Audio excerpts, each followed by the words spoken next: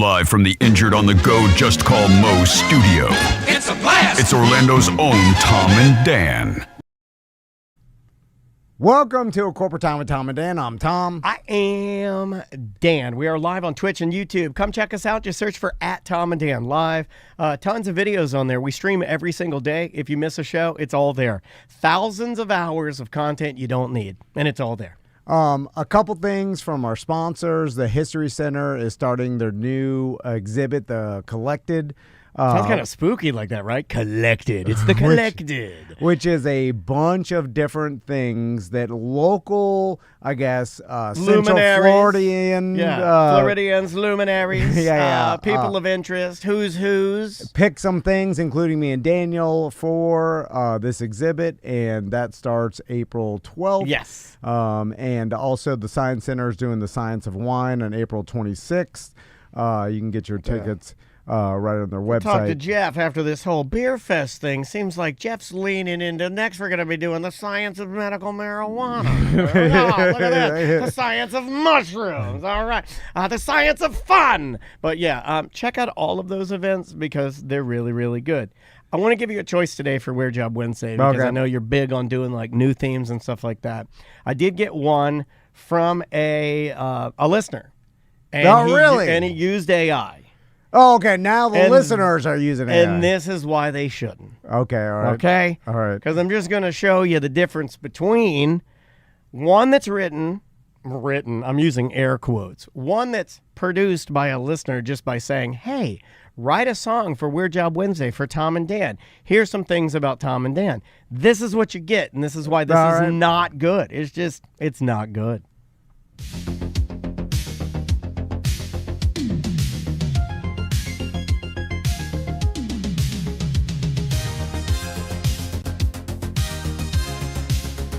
Intro's too long.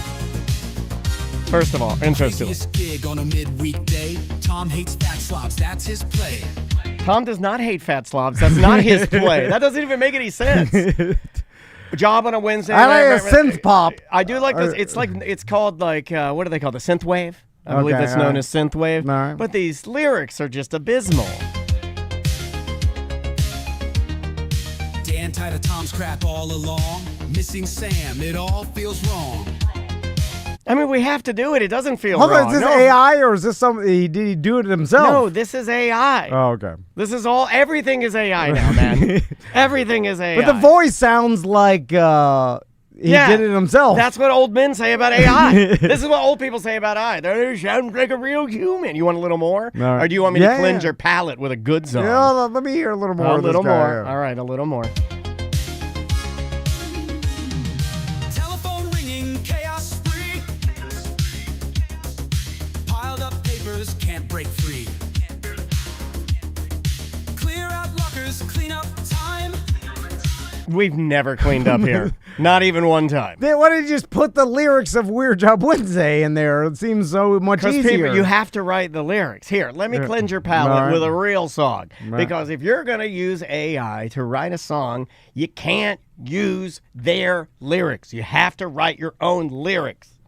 And I like surprising Tom with funny songs. And this one's a bit of I call this one a jezelneck. Might be a little of at the end, takes you on a little turn.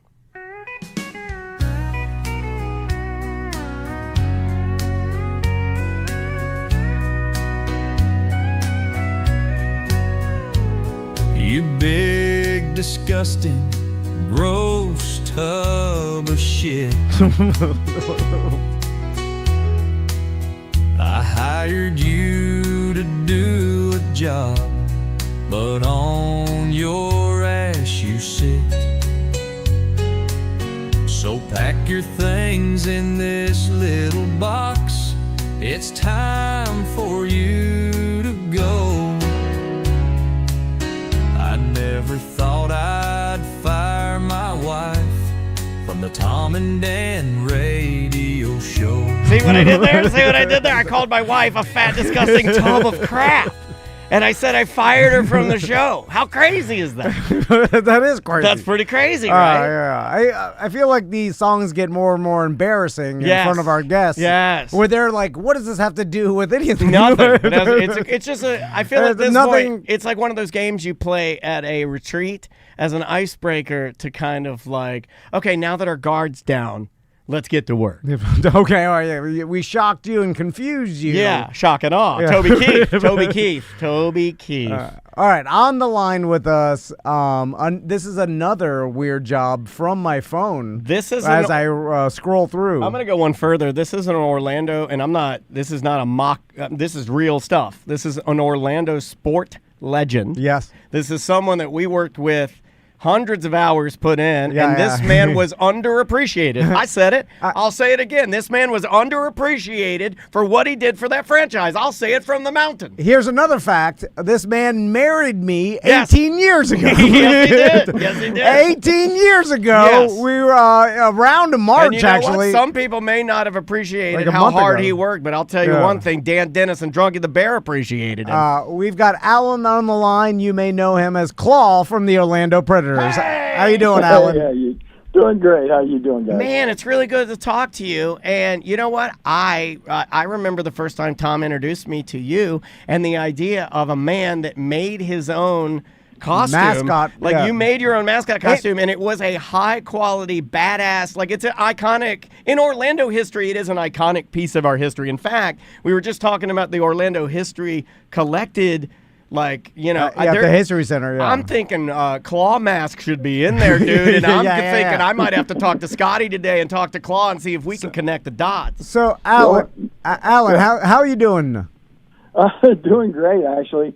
You mentioned the history thing. A few years ago, we actually displayed one of my chess pieces from my costume of the History Center. Oh, that's really? awesome, man. Really, really cool.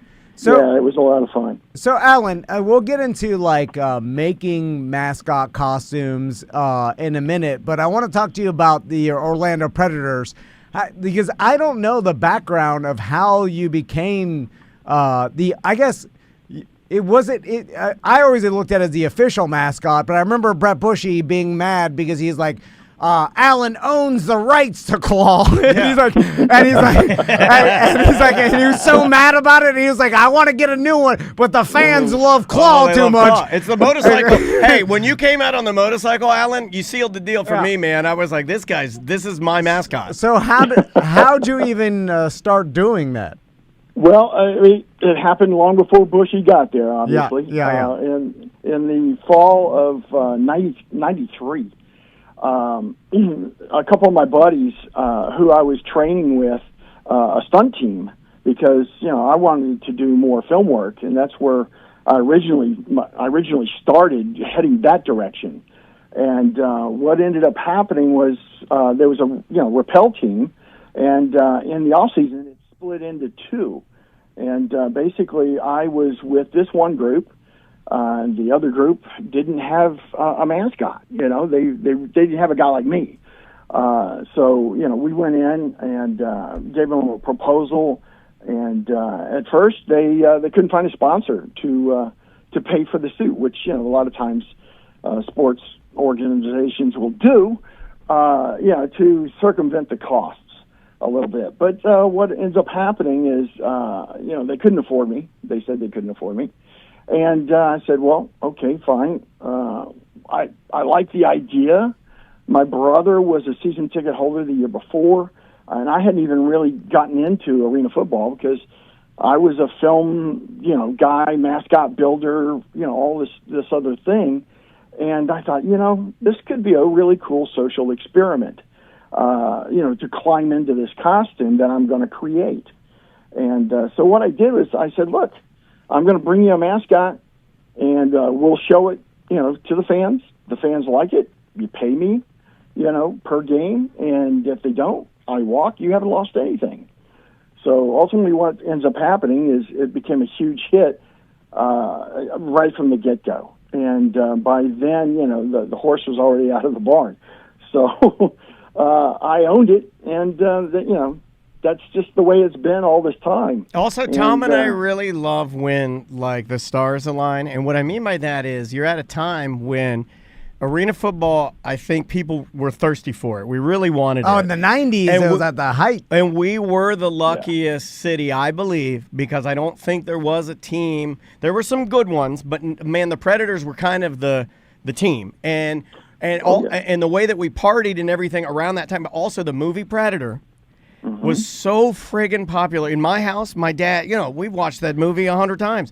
That had to have played into the popularity of the mascot. People were like, oh my God, this is amazing. Because you never had like a big movie, scary kind of a creature used as a mascot. At least I didn't remember. Yeah. It's always kid friendly. Yeah, this was a newer thing. Like normally you get like, we're the Greyhounds, and I'm Buckeye Bruce. No. This was a flesh-eating alien. Yeah. That's pretty neat. I was neat. not cute and fuzzy, that's for sure. But what I was doing was, after seeing one of the playoff games in '93, I'm like, if I'm going to build this mascot, it's got to protect me first from the fans. So, because the fans were so rowdy, it was such a cool game to watch. Did it feel good for you? Back then in the 90s, I mean, they were flashing. It was a party. Yeah. But the other thing that was crazy? KLAW seen some teas. Oh, KLAW has put I signed more boobs than Howard Stern ever dreamt of. I know you did. And you know what? It's no exaggeration. People would just line up to get their photo made with KLAW and pull their tees out. It's absolutely, it was just a different time. Yeah. And another thing that's interesting God, I love the 90s. About KLAW is that, like, did you always have the motorcycle part of the gimmick? Well, I've been riding motorcycles since the 70s. I was a teenager in the 70s. Sure. And I've ridden motorcycles forever. We did stuff on motorcycles that some stuntmen thought we were crazy doing back then. And I combined my love of motorcycles. I was a monster kid growing up, and if you know what a monster kid is, we love Frankenstein, Wolfman, Dracula, Creature, all monsters, and especially the classics. And that was part of my motivation. The trigger that actually made all of this start was I was a caricature artist out at the theme parks, and when I moved here in '73, and of course '77 rolls around, and Star Wars hits. When Star Wars hits, it's like a lightning bolt for me. I'm sitting in the movie theater literally the whole summer constantly watching it over and over and over. The thing that got me the most was the Cantina bar scene. And I saw all those aliens, and I'm like, man, I'd love to make that stuff. Yeah. And so that's really the trigger that got me started trying to learn it. Because back then, you didn't have YouTube, you didn't have tutorials, you didn't have books on it. There was nothing here. We were a vast wasteland when it came to that kind of film work. It just wasn't here because we didn't have film work here. So my first film, actually where I employed some of the techniques I was learning, was on a film called Alien Dead, of all things. It was shot here in Orlando, and it starred an old guy, old school movie star by the name of Buster Crabbe. I don't know if you remember him or even heard of Buster Crabbe, but he was... It was always a punchline for a joke, Alan. I'm just going to be honest with you. Old Buster Crabbe, I was like, hardly knew her. I'm Buster Crabbe. In fact, I have a feeling Tom's going to start dressing me as Buster Crabbe, and you're going to have to make a crab outfit for me. That's the best old-timey actor name I've ever heard. It was great. Now, what had happened... Here's a little picture from Alien Dead. I've got it up on our screen here. 1980. It was a horror movie, a Horror and Sons. You can find it. There's a sheriff standing next to his deputy in what appears to be the Florida swamp. There he is.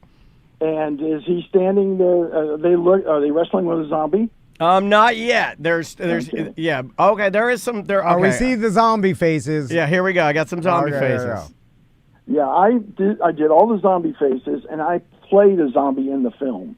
Well, I've got you up on camera right now. I've got a giant, disgusting zombie face up on the screen. That's crazy, man. And so, Alan, is that how it started with like makeup and effects? Yeah, I was actually I was doing caricatures out at Circus World. Whoa. And so I was driving back and forth. I lived in Pine Hills at the time. And so, after I saw the movie, I started fishing around trying to find materials to learn how to do this. So basically, I taught myself how to make prosthetics and how to make Halloween masks and creatures and things. But after a while, my wife looks at this wall full of stuff, and she goes, we got to figure out a way to sell this stuff because we can't eat rubber. So I started marketing the stuff through a wholesale guide. But in the meantime, in like 79, 80, I teamed up with a guy here that had a costume shop, and he was looking for something to do in the off seasons because Christmas, Easter, and Halloween were the only things for him being a costume shop. Yeah. So we came up with the idea of designing a line of masks, and we did those for a while, and then we jumped onto the mascot bandwagon.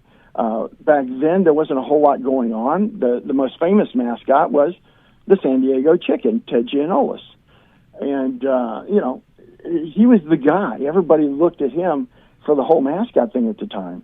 And so I started building mascots through there. But in between all of that, I was doing films and commercials. There was a film shot in Orlando called Daryl. It's about a little kid with a computer brain. And I know that guy. I work with him right now. Yeah, and it's terrible. If this guy had an ounce of empathy, it'd be. Not joking. But that's kind of how I was doing it. I'd go to work, make mascots. I'd come back home, my home studio, and I'd be working, on different things. And even before the KLAW thing happened, I worked on the TV show The Adventures of Superboy. What? Out at Universal. Yeah, I was building kryptonite, exploding bodies. That's neat, man. Alan, we wanted to talk to you. Obviously, you've been a white whale for a minute, and we're talking to you about costume building. But knowing that you had all these other jobs, it sounds like costume building may have been the passion, and all these other jobs were, building kryptonite for a Superboy show is pretty cool. Well, that was the thing. I was really wanting to stay in that world, but I needed a real job. So Gotcha. I made my own job, basically, by going and getting together with this guy and say, hey, let's make some mascots. So that's what we were doing there. And in 82, I was doing Daryl. In 84, I was an instructor at Ringling Brothers Clown College down in Sarasota briefly. I taught the clowns how to custom make their own noses. And then I was back up here working with a company called Creative Engineering. You've heard that. Wait, name, that's Alan Fector, right? Yep. Yeah. I was briefly there. And some of my design techniques, actually, they incorporated eventually. That would have been Showbiz Pizza, your animatronics, your Rocket Fire Explosion, that sort of stuff. I actually predated Rocket Fire Explosion. We had a bear band called the Bear Country Jubilee. Oh, okay. Very similar, but not quite. I like that. Yeah. I like it. We're calling it a jamboree. We're calling it a jubilee. And we'll steal it. That is awesome. So I was still doing that. That's when I was starting to learn the mask thing. And then in 79, like I said, I mentioned Buster Crabbe. What happened there was the guy directing that worked for Channel 6. And the mask, he had this zombie mask that had gotten stolen. Somebody broke into his house and stole this thing. Now, it sounded to me like a publicity stunt, quite honestly, but here it was. It was in the newspaper. And when they mentioned Buster Crabbe, I'm like, you know what? I'm going to contact this guy and see if I can, help him out with his movie. And that way I get my foot in the door. There you go. Well, there is a little subtext to that. Buster Crabbe was a distant cousin of mine. And Tom was saying terrible things about Buster not even 5 minutes ago. Hold on, making Alan. horrible jokes about him. So Buster Crabbe was a distant cousin. You had no idea? No, I grew up all my life. My grandfather had told me about Buster ever since I was a little kid. So here was an opportunity You're to a meet crab. this famous dude. I mean, he was a Buck Rogers. He was Flash Gordon. He was Tarzan. He was an Olympic gold medalist swimmer. That guy was amazing. And, to get to work with my first film, I get to work with Buster Crabbe. I thought it was cool. So, I was kind of fanboying out, to be honest with you.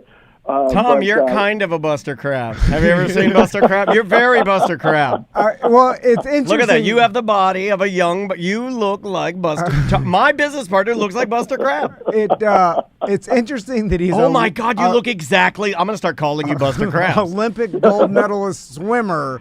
And then he ends up getting into acting, and then he's playing Tarzan and all these that other... happened a lot. What was it? Johnny Weissmuscle? Weissmuller, yeah. Weissmuller, yeah. That guy was... all your muscle men would go on to be actors because everyone else was too skinny. We hadn't reached our fat then. That wasn't... We weren't fat then. Yeah. Like, if you had muscle, you were an anomaly. You're like, whoa, this guy, he's a Superman. Like George Reeves from Superman, yeah. Now, even one other film I worked on that predated the Predators was around between 89 and 91. I also worked on a film called Ace Ventura: Pet Detective. Yes. And Alan, that's what I remember when we used to talk in the Predators days. Alan told me, he's like, hey, Did you build the rhino anus? No. I wish I had gotten that gig. I got the first film where he beat up the eagle at the end of the film. Oh, that's mine. Yeah. You made the eagle? Yes. Yeah. Oh, yeah. Yeah. I remember when he told me that, I was like, Alan, that is my... That's peak Miami history. I'm like, I used to watch Ace Ventura over and over in my mom's Scooby-Doo van on VHS tape. She had a... conversion van, a big white conversion van. And you got the Gladiator. Zenith in the top. Yeah, the Zenith. And he used to watch Ace Ventura as a teen boy. It's a top loader. And then he fighting the eagle, and he did the uppercut, and I was like, and then Alan told me, he's like, I made that eagle. I'm like, what? And blew my mind. I also want to pause the show for a second and say that the chat room is yelling at us for not having Alan on sooner because this guy's got so many stories, and the chat room's like, oh, great job. You waited until the 20th year of Weird Job to get Alan on. I've had his telephone number for 30 years. And then it just dawned on me last week. I was like, we should start calling people on my cell phone. That is true, Alan. He yells. He's like, do you think KLAW would do it? I was like, man, that'd be an awesome All one. it took was one text, and KLAW's like, ready to go whenever you're ready. Okay, let's jump back to when did you and your partner decide, or do you remember your first mascot? Because the idea of building something, they're very expensive, they're handmade. I mean, how do you go about making your first one, and how do you price it and sort of that sort of thing? Well, that was really kind of a challenge, but as luck would have it, it was around Christmas time, and somebody was looking for an elf costume. And I know it doesn't really translate well into a mascot, but you had to know what the original Disney Seven Dwarfs looked like. The original costumes were these big heads with these little hands that were operated by sticks. So they made them look really short and small, but they were wide. And so we kind of built one of those types. And it was very rudimentary at the time because, once again, I was still learning about special effects makeup and all the materials and tools needed to do that. So I started to apply some of my knowledge I was learning as I went into the mascot field. So, they all started with sculptures, made plaster molds, poured rubber in them to create the faces. And, it became far more technical than I even realized as I went on because everybody, you're trying to get that competitive edge on the next mascot builder. What's he got in his heads that we don't have? Are you like Tom and I, where if a client comes to you and says, hey, can you do it? Do you just say yes without even knowing if you can do it or not? No, actually, I turned down the Olympic Committee back in the 90s.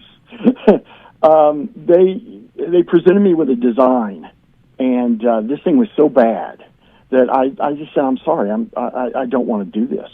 And they're like... the Olympics? Yeah. And the reason I did, quite honestly, it was just a horrible design. It was the very first mascot ever designed by computer. And it was called, in the 90s, I don't know if you even recall this character, he was called What Is It? And that really all said one it all. word, right? All one word? What Is It? Yeah, and short, Izzy for short. Yeah, I remember this. And everybody that saw it started calling it the Big Blue Sperm. Yeah, it was just a bad design.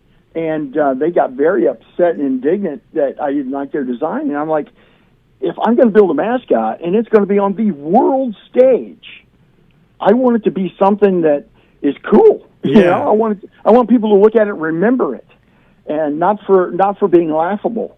Right, you know, right, and right. made fun of. And I just couldn't bring myself to do it. But that was one of the big ones. Well, hold that, on. we This, turned down. Alan. He's got integrity in It's his a- work, Tom. well- Unlike you'll just build anything. He'll build any. He'll build any blue sperm. Look, I will say this, guys. I'm not beneath building a 7-foot giant penis for Halloween one year. Okay, all right, that's fine. That's okay. That's what Tom wanted but to he hear. knows. But you're right with the Olympics. Why not make the Olympic rings like ringy? Like it doesn't make any sense. Somebody tried too hard. It's way too hard. It's just a blue Yeah. water droplet with eyes. You know So what it should be stupid. every year? A flame. There you go. Boom. Yeah, we're It's making just a torch. Every year it's a torch. A giant torch. Yeah, and then when it's from Spain, it's a Spanish torch. You know, North American torch. Yeah, you're right. I mean, Exactly. it's just a stupid idea that some marketing company came up with, and I'm sure the United States government paid them way too much money for. 100K. How many mascots do you think you've made, Alan? Oh my God. Well, I started in '79. You know, I Jesus. mean, our shop was literally right across the street from the Winter Park sinkhole. Yeah, Oh, okay. yeah. Yeah, I know exactly We where were, they're at. we were actually in that building working across the street when that thing started to go. And Swallowed we were up freaking some out. of my mascots. Yeah, You yeah. remember when the Winter Park sinkhole happened? Oh yeah, I was there, dude. And then did you run over there? You're like, whoa, what about? Yeah, but he was dressed in a crazy costume. They're like, what the hell's happening? Actually, we kind of went out there and watched these exotic cars go into the hole. Oh, You that- watched the cars? That's what Spanish people do in Miami when the roads fall in, and they're so dangerous, but they'll stand on the edge because they're brave. Well, it was kind of wild. They ended up shutting our street down for 3 months. It really hurt the business, but as far as tourism, man, it was bigger than Disney. People were coming from everywhere to see that giant hole, and it was when they were trying to crane some of those cars out. It was this one particular guy just wanted to leave his Porsche in there, and as what we ended up hearing was it was a mule car, and it apparently had some substances in it. And Hold on, there's a Porsche with cocaine in the back of the trunk. We got to get that. It's still there. I can dive that. Yeah, it could have just been lewds. There's a whole bunch of lewds. Oh, it was crazy. It was a very unusual time while we were building this stuff, which kind of forced us to move out into a warehouse off of Forsyth Road, and that's where I continued all the building of the mascot stuff. So And Alan, I'm curious to who started the tradition where, because it seems like all mascots have a certain look, which they start with a giant head, and then the body is kind of it's all about the head. And has that always been a tradition in team mascots? well, I tell you, there's I think personally that it may have the concepts may have erupted from something totally off the wall, and I've seen very, very, very old mascots that looked scary as heck. They looked more realistic than they did anything. But the mascots that we have now, that we know and love, all have this big head, like you said. But if you think about it, in the early, I would say 50s, I believe probably it started, was the development of bobbleheads in Major League Baseball. They had the bobbleheads, and they always had the small bodies with the big bobbly heads on them. That's probably where the concept and the idea came from. I think he's right because we can do a little more. We can put a little more clay on fleshing out this idea. Whenever you see the mascot races, traditionally in baseball, the mascots are big bobbleheads, skinny body, and they always fall over. It's hilariously funny and been going on for hundreds of years. You know, also there were certain parades that happened at, I'm talking old, where you would have like dictators. Like they would make the ruler or the dictator of the time, and at a sort of a fun joke for his birthday or whatever, he'd have his head sculpted to be funny, but then it'd be a funny body, and then they'd be dancing through the streets, almost a celebration of the great leader. Well, even caricatures, which Yes, Alan did, yes, I always have a big exaggerated head. Sure. Is that kind of, Yeah. Oh yeah, definitely. And most of them back then were made out of paper mache. Sure. Because that was just the technology of the time. Nowadays, it's all kinds of high-tech materials. You can put fans in them. You can do all these things. I just finished a mascot for NASCAR just recently, just before the 500, and we talked about putting fans and stuff like that in them. So yeah, I mean, some of my mascots. You can't fit any NASCAR fan in anything you build. I'm sorry. Not the lower half. Yeah, I'm sorry. No, just the head. Just the head. So, Al, I'm curious. Like, people don't realize how much a mascot costume costs. I remember. Also, this was my big thing. I don't think they think it's handmade. It's handmade. Yeah. So, Yeah. give us an idea of what a high-end mascot costume would cost. Like, let's just say a professional sports team Big or boy. college team. Yeah. Or FIFA comes in and says, hey, we need a soccer ball. What are you charging them? Well, it's the going rate usually. Now, high schools and junior highs, I have to make an exception because they don't have the budget. Yeah, sure. So I work around their budgets for them. But they usually start at about $5,000, and then they go up from there. I've been involved in redesigning and developing a costume that was worth $250,000. wow. So Jesus, Alan. Well, did it have a bunch of tech in it? Because I know, Yeah. the Disney costumes, now they're incorporating where they can talk and their eyes can blink. Moving mouth Mickey Mouse is so secretive that you very rarely see him, and he's been put out and pulled back so many times because of secret new developments and things that went wrong. Yeah, it's Yep. super secret tech. Yeah, there's a lot of servos, remote controls, things like that involved. Sometimes there's special padding inside. This particular costume I was talking about was a gorilla, a Hollywood-style gorilla. Whoa. And, the fur alone was extremely expensive because it's built on spandex, and the body was specially padded. The mouth had servos. You actually looked through the gorilla's eyes, and the eyes had blinking mechanisms and the whole deal. Very complex, very difficult to wear, very uncomfortable. Mascots are not designed for that. You have to design it around some sort of, common technology that allows them to breathe, Sure. to see, and all of those things. Because, quite honestly, you can reach temperatures of 130 degrees inside those things. Yeah. And even mine, when I was running around in KLAW, it would drip out from the bottom of the chin, but it wasn't sweat. It was actually condensation from the heat coming off of my head. Oh, my God. Yeah, You're hot as hell in there. Well, there was a time when we went to Vegas for one of the arena bowls, and I was in the costume in Vegas from 8:30 in the morning till 6 that night, and it was 114 degrees that day. God. And it was brutal. Oh, I bet.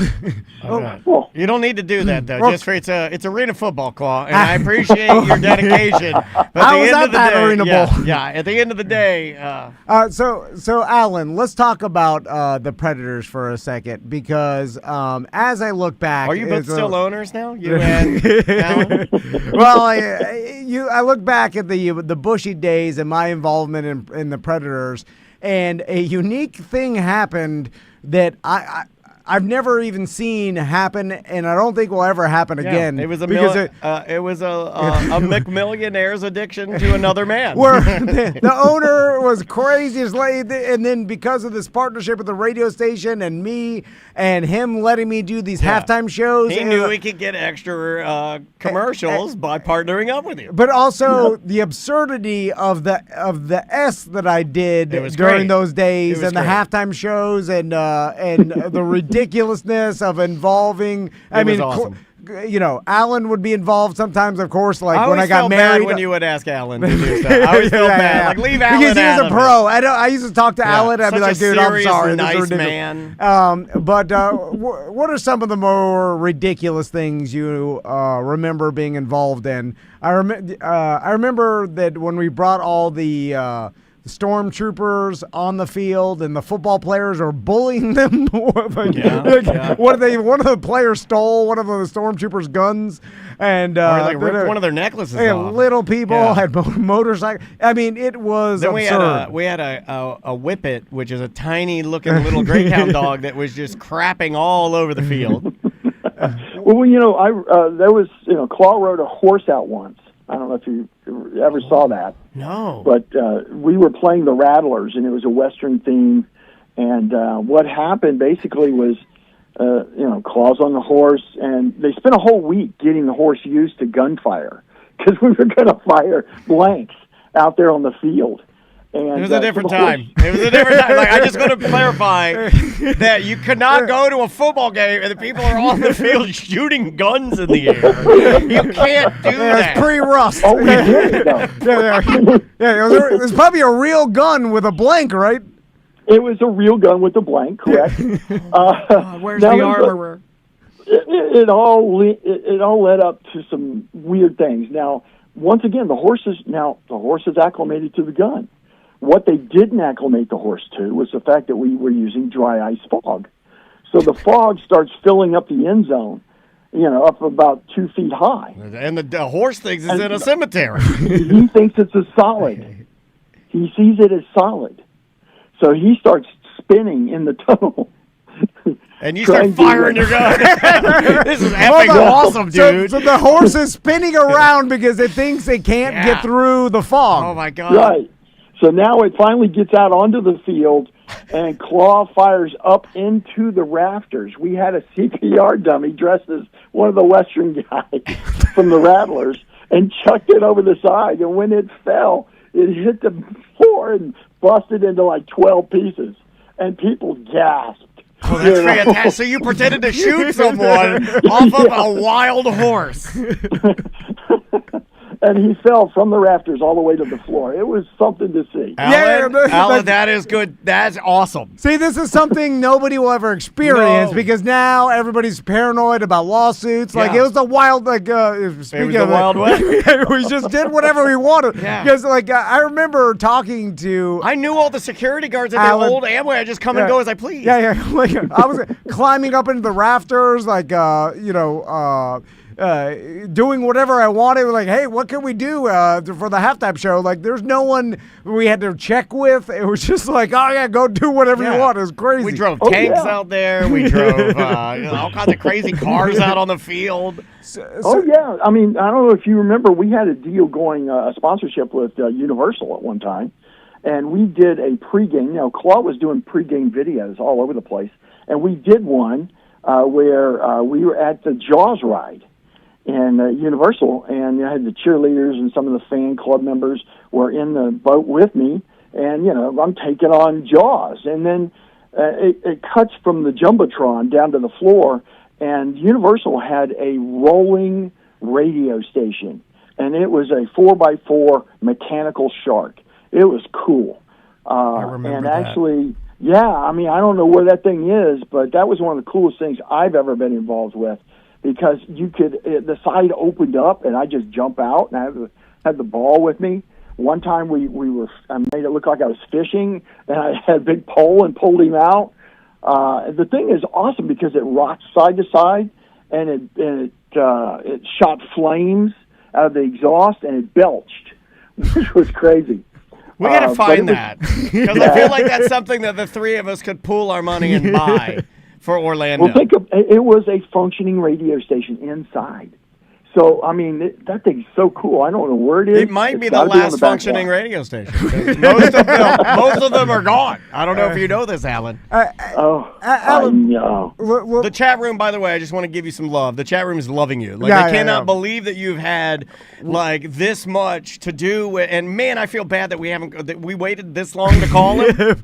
well, we need to talk to you again, Alan. We got to get him in here. Maybe I he know. can bring in some of his art. Yeah, Because it is art, yeah. it's incredible. You built the monster. Didn't you build Jake for the monsters? I built Jake, and I built a little Jake for. I remember Russ, that. too. You built little Jake as well. Yeah, He yeah, can yeah. build. And by the way, if you need a mascot, this is a guy that can do it. Yeah. Now it's going to cost you, but he can do it. Are you still doing it, Alan? Oh yeah. I mean, right now I've got 2 clients that we're working up on at this time. So yeah, I mean, I'm still out doing stuff. I don't do the special effects stuff that much anymore because, quite honestly, there's just not a lot going on here. But Sure.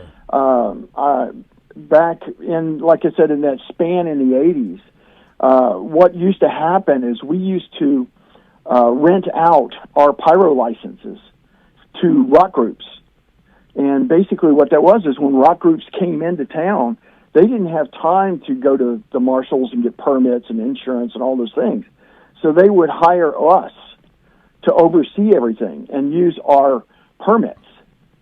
And So it's that's like buying how a license, like if you rent your liquor license from like Will's Pub. No, okay, yeah. Right. I didn't know you did So- that. That's neat. so I didn't know you could do that. Yeah. So it put me in a position to go backstage on the Ultimate Sin tour with Ozzy Osbourne. So That's pretty awesome. Yeah. Did you get to talk to Ozzy? How was he? he was interesting because he came back with his lead guitarist was Jakey Lee at the time. Yep, Jakey Lee. And they come walking back for the sound check, and we're rigging pyro and doing stuff. And prior to this, I knew I was going to be there. I knew I was going to get a chance, perhaps, to meet Ozzy. So I sculpted and designed a Freddy Krueger T-shirt that was 3D. In other words, it looked like Freddy was ripping right out of your chest. And it was all blood spattered and the whole thing, and I made sure he got that prior to me bumping into him. And so I walked up, and I told him who I was, and he goes, "Oh, you're the bloke that did the show?" Yeah. So we're talking. I want to talk rock, you know? Sure. And he wants laundry tips on how to clean the friggin' shirt. Yeah. That sounds like Ozzy. Yeah. You didn't want to talk about Bark of the Moon. He's done that for forever. I want to talk about how to keep this shirt right. I want to mess up the shirt that you made, Alex. That's incredible, man. Like, I mean, those are the kind of things that we found ourselves doing. I mean, I also got Secret Service clearance to fire pyro around President Reagan at one time. whoa. And I played a bank robber in Unsolved Mysteries. And Well, hold on, you're burning all your bits, man. Hold on, I got at least 20 more years of radio, Alan. Good God, man. Well, we got stuff to talk about, guys. We are All so right. boring. Yeah. My God, we're boring. Well, Alan, we'll definitely have you in again to talk to you and tell some stories. But before we go, I want to talk about March 21st, 2007, the day that Alan and KLAW married me and my wife. By the way, which I'm sure when you were doing it that day, you're like, there's no way these rednecks are going to be still married in 18 years. I feel like KLAW loves love. All right, but I want to let you know we're still married, That's Alan. awesome. And- That is awesome. I would say And, that a marriage built on goof is stronger. Is stronger. And every March 21st, we remember, because that's when because Bushy made us legally get married, because if you remember, what's his name? Oh, crazy. Molested in Hollywood, Michael Jackson. Molested Hollywood, Michael Jackson. Fedora. Why am I Why can't I get it? Fedora, Michael Jackson, ponytail, dances like Michael Jackson, molestation. Corey Feldman. Corey Feldman. Yes! Corey Feldman. Was there, and he signed our marriage certificate, and some notary made it. Like Bushy is standing, he's like, you make him sign the certificate. I'm mailing it myself. Anyway, so we're legally married in Orange County from that day, and KLAW was out there, and he was overseeing He was everything. the officiant. And Corey was the witness. And it holds strong. It's ridiculous. Yeah. It was a marriage one last thing. forged in the fires of goof. KLAW, did you ever have any altercation out of all those years of the Arena Bowl or all the arena games and stuff, like some drunk redneck? Some redneck pulling your braids. Yeah. Well, if you notice, KLAW didn't look. He just wasn't friendly looking, and that's one of the reasons why I chose, when I developed this character, I didn't ask for permission. I just talked. I talked to the fans in costume, which is usually a no-no for most people. But I swore to myself, I'm not going to frighten a child. So that's what I did. Now, when I greeted a child, the pitch of my voice changed. It got higher. And when I met women, it got very Very white. horny. Very Look at those white. big, look, fake left, fake right. Predator. Exactly. That's my favorite billboard they ever did. Big boobies on the billboard, fake left, fake right. Oh, so good. Oh my goodness. Well, that's the thing. It was the way I designed it that way. I just felt it was Because you necessary. cared, though, man, and I think that's probably why you're still doing it to this day. Is you give a damn about it, and you care, and you've always been a good person. You're always good to me and Tom. And before we run out of time, hey, thank you for doing this. We'll get you back in again because we are going to run out. We are out of time. actually. I appreciate hanging with you guys, man. It's a lot of fun all the time. We want to do it again, but I'll text you, Alan. I appreciate it. Thanks for doing this. And man, I forgot how much fun. Because me and Alan I remember behind the scenes. He's one of your only allies backstage, man. Under the arena, we shoot the ass all the time. Yeah. Brothers in sweat. Hell yeah. Hell yeah. Well, be well, man. We'll talk to you soon, okay? Hey, take care, fellas. All right, man. Be good. Oh my God, that's good. I'm gonna give that one an award for the year. Yeah. And it's only April, March? Yeah. I remember how mad Bushy was. He's like, he owns everything. He owns the name and the likeness. And when you told me that, it made me love him so much more. I was like, this man's a smart man. And he's like, we can't get rid of him because the audience likes him so much. Love him. He's like, we want to try to switch it out and they tried to phase him out, but the listeners or the viewers of the games, the fans would. Where the hell's Claw? Oh, get him out there. All right, we will see you tomorrow. Welcome back to A Corporate Time. So I saw WrestleMania was on Saturday. Glad you brought that up. Mixed opinions, I would say, just from my perspective of I have a lot of wrestling fans. Yeah. That like friends or wrestling fan friends, I should say.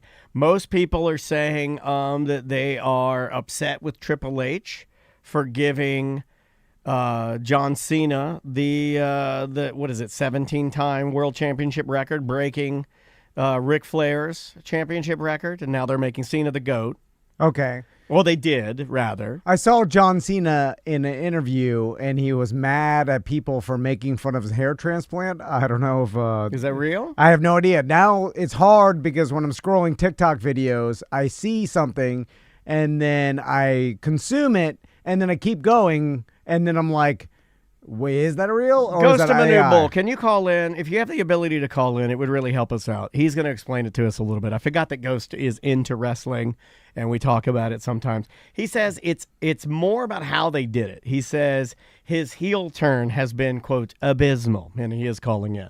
Okay. See, I thought, like from what I observed, I thought people liked his heel turn. So we need somebody on the line that is a current wrestling fan. I was going to try and hit up our friend Mike Aiello, but he's way too busy. The only clip I saw from WrestleMania is the fan trying to walk backwards up the escalator, and he got all the way to the top, and then he couldn't make it, and he started throwing his stuff, and then he made one last push, and then he had to ride it all the way back down. And that was the only that and Stone Cold crashing his four-wheeler into that the that was a barrier. It wasn't barely even. I'm kind of sick of people that are making things that aren't things. He barely. I mean, just he did kind of crash into it, but it wasn't fast. And then he just got off it and walked. It wasn't a major crash or anything that was egregious. It was just Yeah, he just hit it. And he hit it, and then what I saw, he hit it, and then he walked over, and he's like, "You all right?" And then he walked back into the thing. Yeah. Okay, hold on. Here's Ghost of Manu. Boom. Oh, wrong button. Ghost, can you hear us? I hear you. Okay, great. Hold on, real quick. Tom wants to see this fat guy have to go down the escalator. So I want to let Tom watch this guy. What was the reason for this? Or Okay, he's almost there. Oh, he tripped. Oh, he dropped all of his stuff. Yeah. Then he takes something, he throws it as if holding the T-shirt. Hold this. The T-shirt's slowing me down. And then he can't make it. And then he's gassed. Yeah. And then he has to let the other skinny guys run past him, which is bad. Which is bad. Oh, okay. All right, let me get that out of here. When you don't work out that much, and you a lot of times you forget that you're not in good shape. Yeah, you lose reality. Yeah. You're like, I could have done this 20 years ago. Yeah, grandpas do this a lot. You know the grandpa that goes down the slip and slide and knocks himself out? Yeah, he does it. Yeah. He does it a little bit. So, Ghost, tell us what happened in WrestleMania. So as far as the main event goes, it was kind of lackluster. The match itself, you could tell Cena had lost a step. And the way they framed his initial heel turn, it was about 2 months ago. He aligned himself with The Rock, and the whole thing was he's going to be The Rock's lackey. And then you do this whole WrestleMania build. The Rock's not even there. The Rock doesn't make an appearance at WrestleMania. The Rock doesn't even come into the equation. Instead, they have Travis Scott come out. Travis Scott takes 45 minutes to come down the ramp to do a run-in. It kills the entire momentum of the show, and it's just a mess. So the issue is not with Cena winning the 17th world title, because as far as the story goes, that's going to be how you need to progress the heel turn. So he has this redemption arc that comes back around. It's just this particular match, how it's done, has been just crap. Hold on. So Travis Scott, the rapper that killed people in Houston. Well, that's what I refer to him as. I call him the rapper that murdered people in Houston, Travis Scott. It was his crowd that killed the people. Okay, I'll correct it. The rapper whose crowd killed people in Houston, Travis Scott. Correct. And so he took 45 minutes. Like, what was he like? And actually, exaggerating. I'm exaggerating. He just took a long time walking down the ramp to do a run-in. So you're supposed to suspend your disbelief in watching wrestling, and you understand that the guy in the ring is going to lay there and sell it that he got knocked out. But when this other guy is taking forever to come down the ramp, you go, okay. Was it because he was, like, getting too much adulation from the crowd, and he didn't understand that when a wrestler runs in, you're supposed to haul ass because you know this guy's only got limited amount of pretend knockout juice in his brain? I think he was just ego-stroking himself. Yeah, that's what I think, too. And kind of preened. It seems kind of an odd fit. Do the wrestling audience know Travis Scott? Oh, yeah, young people. And well, they're definitely trying to skew younger these days. There's a lot of streamers and YouTubers that'll pop up on the shows, and I'm an old man too. I have no idea who these people are, but they get a reaction, and I kind of equate it back to when they brought Bad Bunny in. I had no idea who Bad Bunny is, but when you watch that pay-per-view that emanated from Puerto Rico, the roof went off the place when he came out. The young kids are all about him, and I'm like, I don't know who this guy is, but he's getting a reaction. So. Gotcha, yeah, because they're trying to just bring and they're throwing audience. everything at the wall. Lately, you've got the Paul brothers. You got Schultz, the comedian. What's his name? And then you got Bert Kreischer's been doing WWE lately. Oh, yeah, I saw Kreischer. They had Andrew Tony Schultz. Hinchcliffe did the roast of WrestleMania this weekend. Yeah, Tony Hinchcliffe. They're literally taking anything they think is popular, buying it, and then saying, like, you're WrestleMania now. Smart. Right. It's Yeah, smart. yeah. It's what you do. Well, cool. Thank you for setting us straight, man.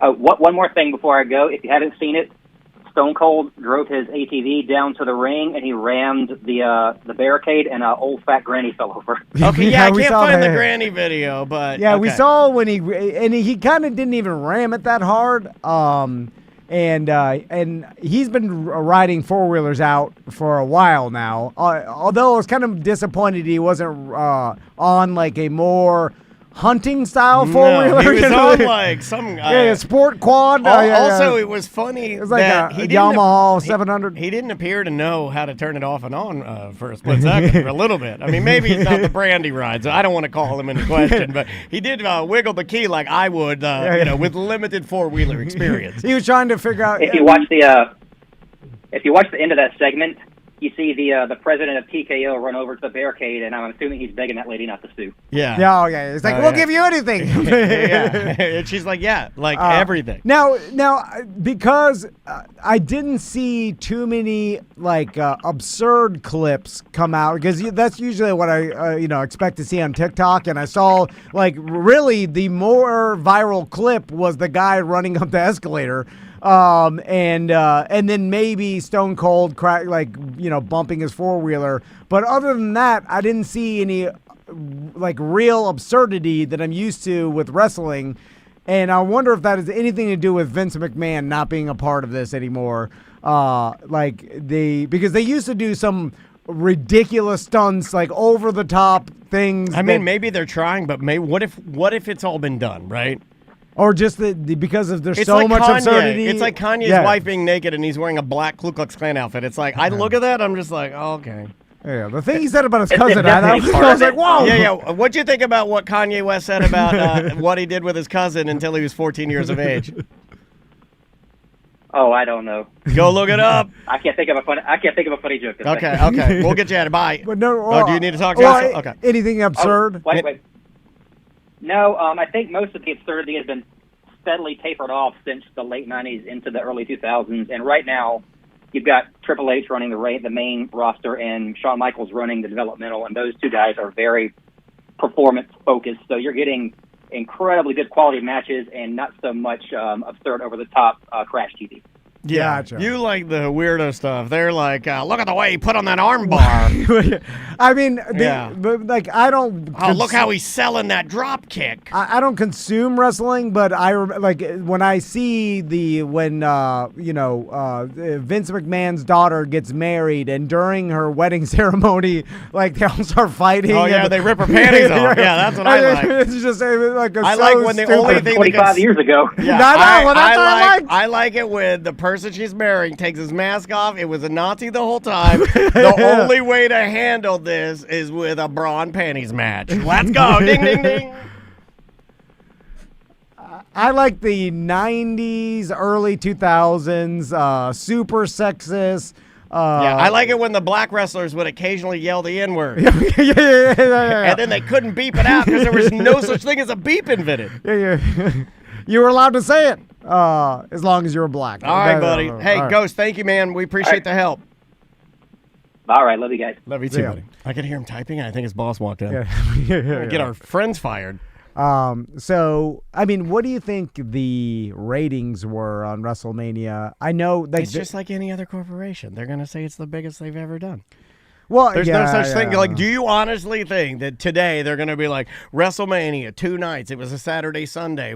Sorry, Yeah, it no, was I like know. 14% lower than last year. But let's say, I know that they're gonna just claim is the best it's ever been, but just like radio stations. it's got to be continually going down, right? Or is it maintaining a steady pace? think It's just being there's so much. It might maintain because wrestling is, and globally, I do think they are tapping into the Middle Eastern market. I will give them that. I think that when they do some of the, like, what did they did, like a Jewel of the Nile or something, they did like a purely a Middle Eastern thing a couple of years ago, and they've done that a couple times. Then I think they try to go into like Canada, and I think it's huge. I think they're trying to get South America. It's huge. So I think they know that here, we have what is it, TNA? The Hardy Boys just went there last week. We have, what is it, AEW? So we have competition around here. Do you think it's much like other sports because I'm wondering, my sons have never been into it, and Do you like that or hate that? Well, I had bet that they would be into it, but they're not hillbilly enough like I was. Well, it's probably because I'm not into it. And it's just like, my dad was into it. But they will be into like NFL football only because I'm into it. Well, they'll know about it, even if they're not into it. They'll know about it. So because I've exposed them so much to NFL football, that now Tommy's like, oh, like anytime it's football season, like, oh, football tonight, like it now that's nurture, like 100%. And I think because. So same thing with baseball. Like usually you're into baseball because your dad watched baseball. Maisie wore a Braves jersey to school today. And so much like that, I feel like you get into wrestling because your dad got into wrestling. That's why I got into it. And I wonder if that is hindering wrestling because your parents. Most dads are gay now. No, they're not into I'm joking around. I'm just like it just slowly is tapering off, and like, do kids get into it without their parents? Like, do they just randomly get into it? They could through the video game aspect of it. That 2K, that wrestling 2K, whatever, with Roman Reigns on the cover. I see that everywhere. I know that game is huge. Yeah. I thought the gaming aspect, there were certain wrestlers like Big E and Kofi Kingston and the guys from Xavier Woods that are kind of younger and hip and black guys that are into gaming, and I thought that would maybe pull some younger people in or something. I don't know. I mean, don't know. Obviously the Paul brothers, and you think, they getting social media influencers would influence, that younger audience to get into it, but I don't know. It's hard because I'm removed from it, so I have no idea the popularity of it. Also, if it's waning or if it's just as good as ever. And I think you'll agree with this, but I don't know. Maybe you will. But I think it would be very difficult for you, even if you were like kind of gravitated towards it, because in your mind, it's not a true competition. Yeah. Right? I that's never. not something like you don't even like video games where they're open-ended. Like this is kind of open-ended because it's a predetermined performance.